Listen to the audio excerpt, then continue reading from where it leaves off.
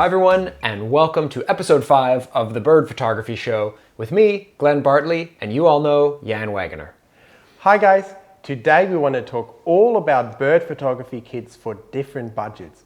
Glenn and I picked 3 categories: the kind of beginner category, if you're just getting into bird photography, or if you don't want to spend too much, that's under $2,500 US. Then we have our intermediate category where you can get some slightly fancier tools from the 2,500 to 5 grand category. And then we have the ultimate category where we share with you what Glenn and I would pick if money is not as much a concern. And we want you to let us know in the comments what you think about our picks. Would you have done anything differently? Let us know. Now, before we start getting into all these kits that we've picked out, we do want to acknowledge that, bird photography is a really expensive hobby. And even though it might seem like our cheapest category is still like $2,500, we totally get that. When I started out in the world of photography, I had a film camera and a used 75 to 300 millimeter kit lens. And of course, that was super limiting. I'm not saying that I could take spectacular bird photography with that kit, but that's what I started with. And what we also tried to do when putting these kits together and Googling different prices is that we really wanted to get you gear that we think will last you for a long time. We both always say, if it comes down to it, it will always be better to invest more money in a lens, because that will usually stay longer with you than going after the latest, greatest, fanciest camera, especially if it's just a minor upgrade, because we both experience it. Cameras lose their value so quickly. After 2-3 years, you're probably down 50, 60, 70% if you try to resell it. So the lens is definitely where you want to spend your money. Definitely. All right, guys, let's get into the first kit here, which is the under $2,500 kit. For sure, we're going to be talking about mostly used equipment here. And it's important to know that you're not going to have a super telephoto massive lens. So in many cases, we're actually recommending an APS-C or a crop sensor body so that you get a little bit more reach. So when it comes to the Canon kit, I think what we both probably would go for is a used 7D Mark II. I just sold actually my old 7D Mark II for $700 Canadian. So you can certainly find one of those for a pretty good price these days. We've selected the 100 to 400 version 2 lens as our pick in this category. We looked around online and they could be found for around $1,600 used. So we did talk about some of the Sigma super zooms, but the problem is that right now Canon is not really going to support those if you were to upgrade, for example, to an R6 or an R5 or an R7 or whatever. So it's probably not a great choice, because you may wind up then having to sell that and lose some money. So we're going with 7D Mark II and a 100 to 400 version 2 for the Canon starter kit. Now, one other thing we might want to say while we're still on Canon is that if you're watching this video a year from now or 2 years from now, it's very possible that something like an R6 or maybe even an R5 could be had for a price point that could get you in under $2,500. So if that was the case in the future, then go for an R series body. But if it's not the case, then we're going to say a 7D Mark II. Now, we need to talk about Nikon a little bit here. And throughout the show, you're going to see a little bit of a theme around Nikon, in that right now, it's a little bit hard to recommend starting out with Nikon. Like, if you don't have any equipment right now and you're thinking, I'm going to buy some camera equipment, I think neither Jan or I would really have a comfortable time recommending that you go with Nikon.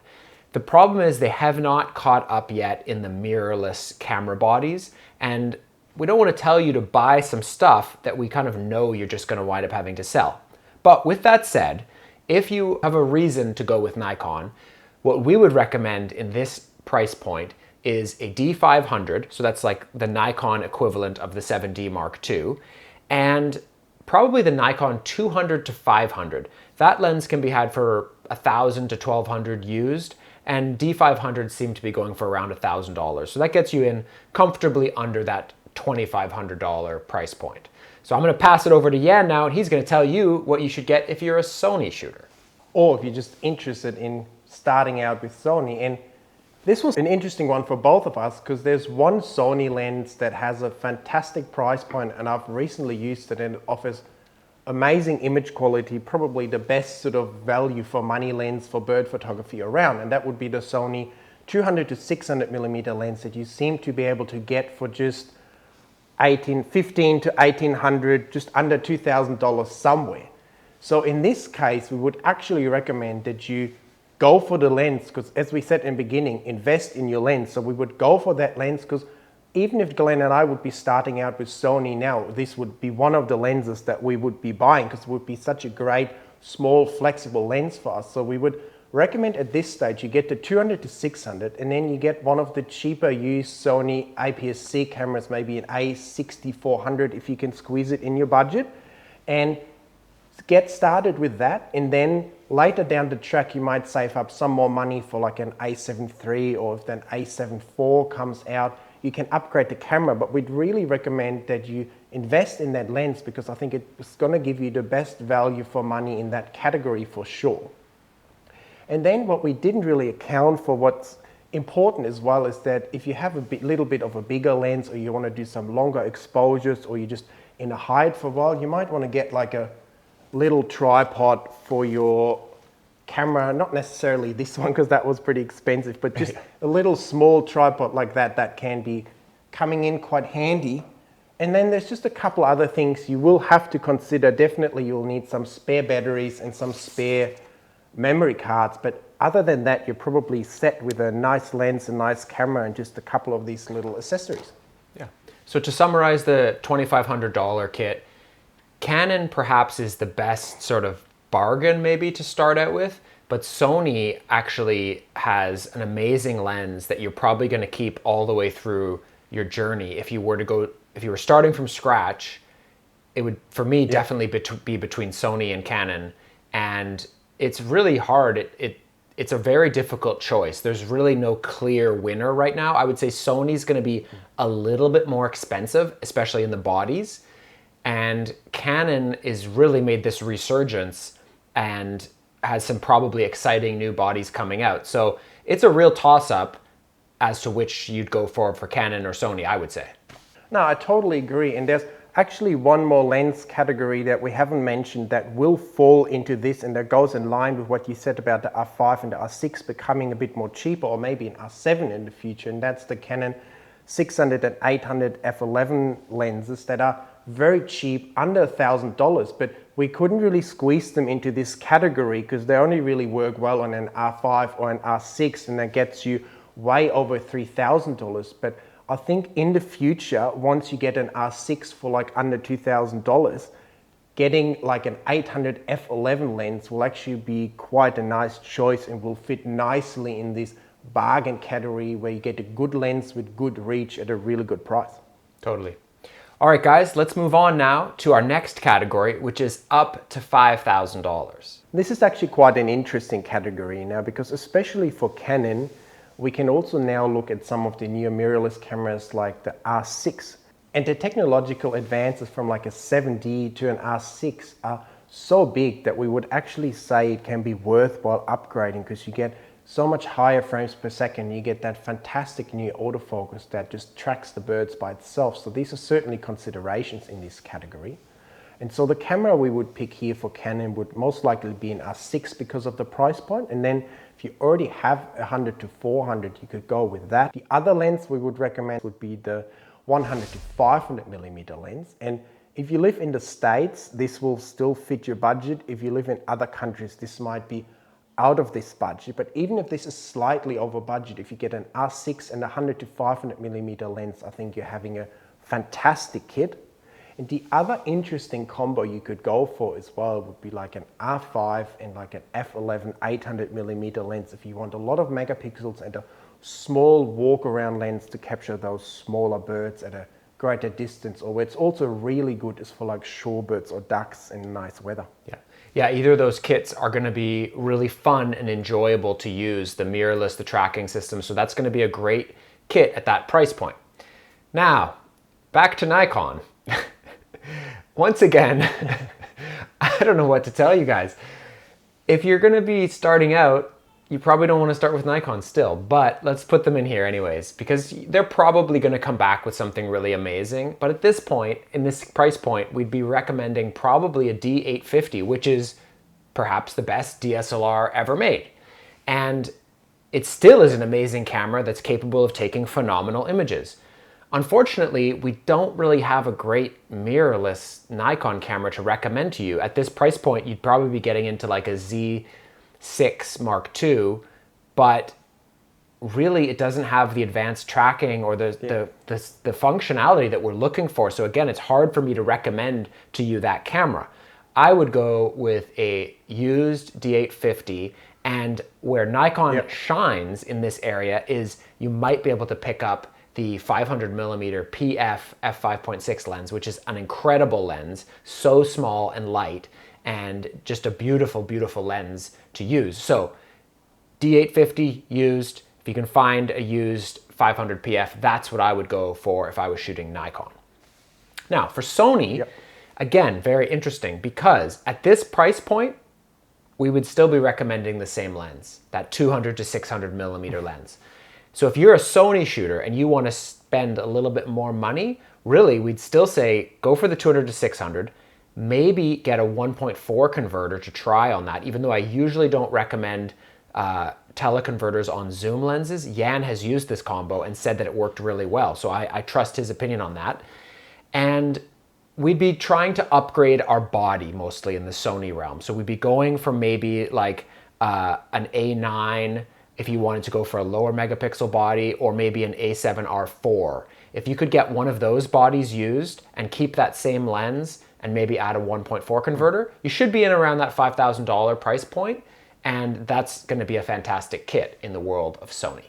Totally. And are there any more accessories you'd say at a higher price point that you would recommend for people? I guess it's always the same: batteries, memory cards, a little tripod. For sure, but you know what? Why don't we throw in another good accessory to have that I always buy right when I get a new camera, is a battery grip. Now, if you don't know what a battery grip is, it's the... Yeah, same. Yeah, there you go. It's the extension part. And what the grip does is, for me, it makes it feel way more comfortable in my hand, making the camera bigger, but really it adds a second battery, so you get two batteries in there, and it gives you that vertical shutter release. So you don't have to be trying to shoot like this when you're shooting vertically. You have a second shutter release right there. So it's much more comfortable to use, and they're really not that expensive, $300-400, and adds quite a lot of functionality to your camera. So an accessory in this price point, a battery grip. So far, Glenn and I have only spoken about the big three: Canon, Nikon, and Sony, and that's mainly because we don't have much experience with other brands. We didn't want to recommend gear that we've never used in the field, so we might recommend something that doesn't work in the end. So we stuck to what we know. But if you're an Olympus shooter, for instance, let us know in the comments which combos would you recommend in those price brackets. And if you shoot some other brands, let us know what brands we should have considered in this video as well. So now we're in the ultimate category, where Glenn and I will pick gear that is just aimed at maximum performance and maximum image quality when price is not as much as a concern as just performance in the field. So with Canon, obviously this is basically really easy for both Jan and I, because we shoot with Canon and we're both professionals. There's no question. Right now, you want an R5. There's just no doubt about it. That's the camera you want to have. And to be honest, even with this R3 that's coming out pretty soon, it's not really aimed at bird photographers. It's fast, it's got some cool features. It's just, it sounds like it's going to be 24 megapixels, and that's just, on a full frame body, that's just not enough. And it's going to be super expensive. Yeah, it's just not, I would just take a pass on that one, bird photographers. When it comes to lenses, I think if you're going for the ultimate kit, and again, like what I tend to travel with is, I want a camera body or two. I want my big super telephoto lens, which is going to be a 600 f4. And then I want a mid-range zoom. So I'm going to want, if money was no object, I would, get rid of my 100 to 400 and go for the 100 to 500. But because I already have a 100 to 400, it's kind of hard to justify upgrading to the 100 to 500. That's really up to you. But if money was no object, R5, 100 to 500, RF 600 f4, 1.4 and 2 times teleconverters. That's the dream bird photography kit if you're a Canon shooter. Would you agree, Jan?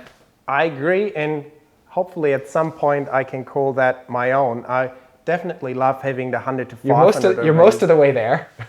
Almost there. See how we go with that RF lens. I want to try that out first. But yeah, the 100 to 500 would definitely be my choice. Also for people that just want to have a lighter kit. Like not everyone wants to drag a fat 600 millimeter lens. Like you can see in the background there how big it is. We literally carry it on our shoulders. Like you don't just carry that somewhere, you have it on your shoulder. It's not that much fun to walk around with. So that 100 to 500, great image quality, small little lens, it would definitely be in my kit and actually is in my kit. Okay, once again, back to Nikon. So, Nikon people, I'm sorry.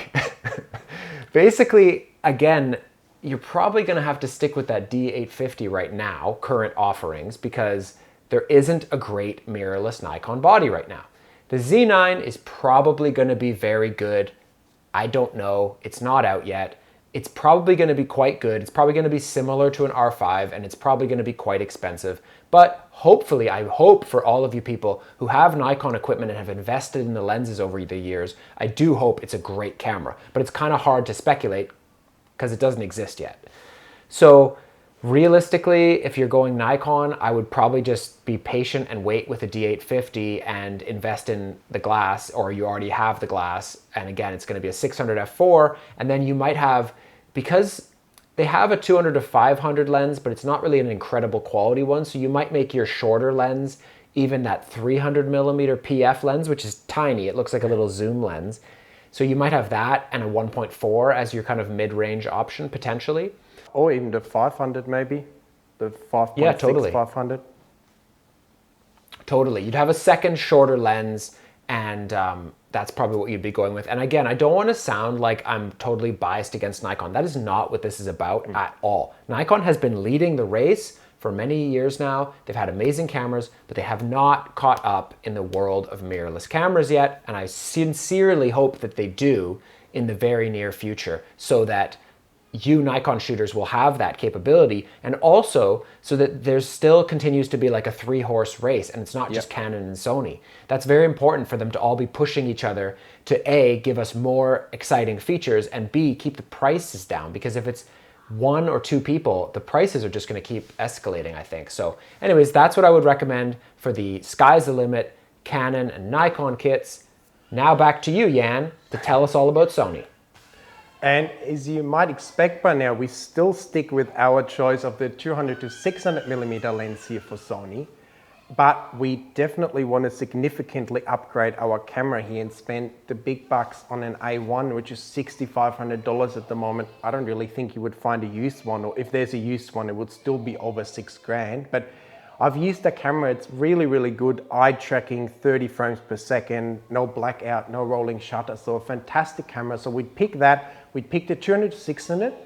And then if you want to do serious bird photography like we do, we would also pick the Sony f4 600 millimeter lens that has looked really fantastic. I've seen some images, it's nice and light. So that would be our choice, 600 and 200 to 600. And I think the only thing you'd also have to consider when we're talking big 600 millimeter lenses is that you will probably need one of those little tripods here.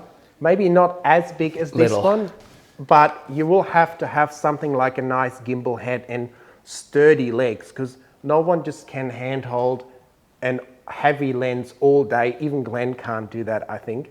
So for short periods of time, that's fine. But if you're in a forest shooting little birds or something, you will have to have a sturdy tripod, and they're not cheap. So that's definitely something else there. No, this is a really important point, Jan, because you know, I lead photo tours and stuff like that, and sometimes I'll get participants who clearly like went out and bought a bunch of new, expensive, big lenses equipments, and they show up with this like $100 flimsy tripod, and I'm like, this is an accident waiting to happen. This is a recipe for disaster. You have this hugely expensive piece of equipment on a tripod that's not adequate to support it. It's not stable, and it's very likely going to fall over anyways. So there's a point when you're up over like a 300 millimeter f2.8, pretty much, I would say, where anything bigger than that, you want a gimbal head. And for me, it's always been the Wimberley gimbal head has been a great tool for me over the years. No complaints about that product. And I've always really enjoyed the Gitzo tripods. I would say with a big, you don't need to go all the way up to the like 5 series Gitzo. That's overboard. That's for like medium format or video equipment.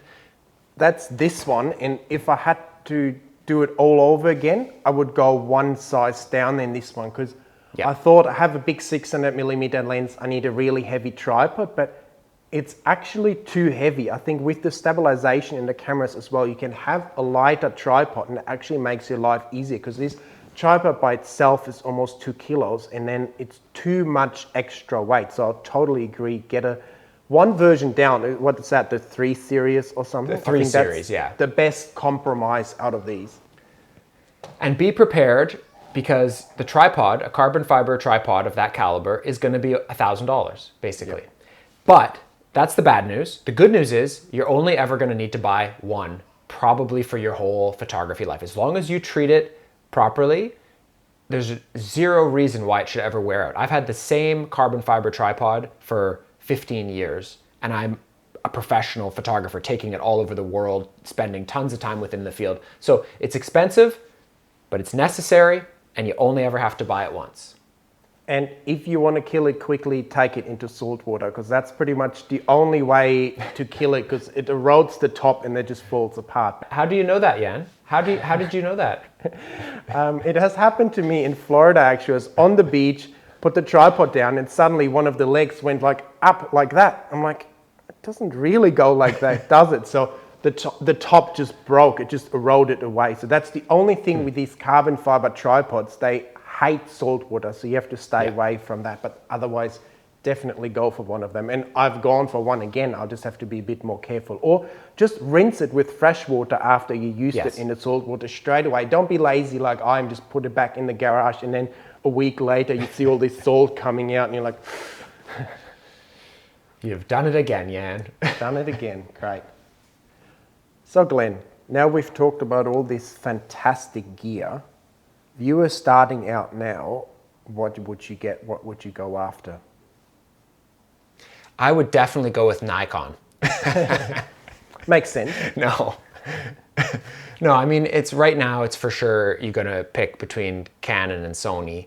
And there's for sure, you could make a case for either, no problem. But you ask me, what would I go with? I've been a Canon shooter since day one. I would stick with Canon. The R5, incredible camera. It's amazing. There's not much that I need it to do that it can't do.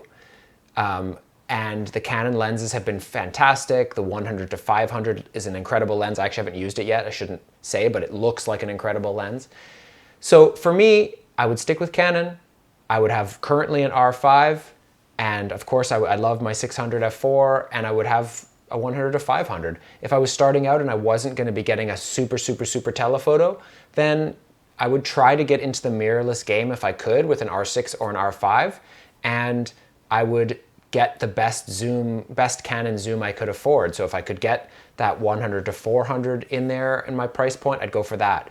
If I could move up to the 100 to 500, I'd go for that. So that's what I would go for. Now you've shot more with Sony, so what would you go for, Jan? That's an interesting one, and as Glenn said, I recently used both systems side by side, and there was a few things that were really amazing about the Sony system, and there's a few things that the Canon system just does better. And in the end, it's really a toss-up. They're both quite similar. If I was shooting a lot of sport in a stadium, I would have to go for an A1 because there's no rolling shutter. You're doing like baseball, and on an R5, the baseball bat will be curved. On an A1, it will be perfectly straight. But just for birds, the way we shoot, I think the R5 is almost the best camera you can get. For me, the choice in the end came actually down to, do I like the 100 to 500 or do I like the 200 to 600 better? And for me, doing so much video, I really enjoy having the flexibility of the 100 to 500 millimeter lens, because I can handhold that and can take really nice footage. The second thing for me was Sony doesn't have eye tracking in the video mode, and the R5 has eye tracking. So I found it difficult to keep my composition in the Sony setup, and also the image stabilization was just more shaky. So if you were only going after the ultimate perfect stills camera and the money wasn't a concern, the A1 would be your choice. For me, how I shoot personally, with doing a lot of video, the R5 presents the best value for money, and the lens I could actually not miss anymore is the 100 to 500. At the end, I just want to share a cool product with you that I had in the mail. These Freewell neutral density, variable neutral density filters and a polarizer all within the same set. So they come in this cool little pouch, and then you have all these filters. And the best thing about them is they're magnetic. So they just attach together. And the one I will be using the most is the variable neutral density filter from 2 to 5 stops, because when I'm doing my videos, it's important that my shutter speed doesn't get too high. And how do I get a slower shutter speed on a bright day? I use neutral density filters.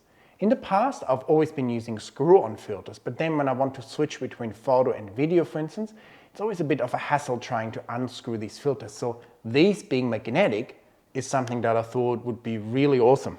For video, I have a neutral density filter, a variable neutral density filter with a hard stop going from 2 to 5 stop, or if I need it even darker, I just put on another one going from 6 to 9 stops. If I want to take photos, all I need to do is take that filter off, take the base off, and I can just take photos without any filters. The best thing about it as well is there's a built-in circular polarizer. So you take the base plate off, flip the filter around, and now you have a circular polarizer that is the same filter, just the opposite side to the variable neutral density filter. And I'll link it for you down there in the description, but I know that I will definitely be using these in the field. And we're still in a lockdown, so I haven't been able to use them as much, but my initial test showed me that they're very nice, not too much of a color shift or vignetting going on. So I'm looking forward to be using these, and you can check them out down there in the description.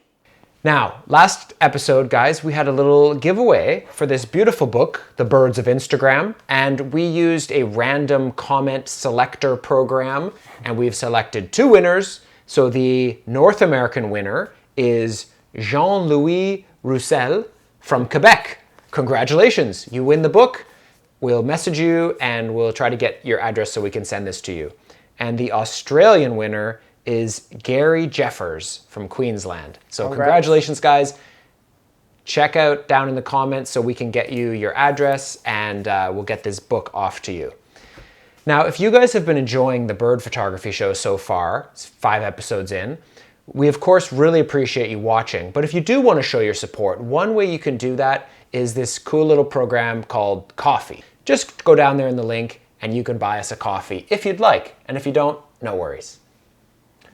Totally. And as Glenn said, we simply appreciate you for just watching our videos as well, showing your support in the comments. And we hope you enjoyed this video, that it may have given you some ideas what kit you can go for, or what kit you might aspire to in a few years down the track, or if you want to become a professional photographer, what the gear is that we use. So let us know in the comments, what's the gear that you're after, what's your budget, and what gear you might be buying in the future. And also give us a thumbs up for this video, subscribe to the channel, and we see you in our next video very soon. Bye guys.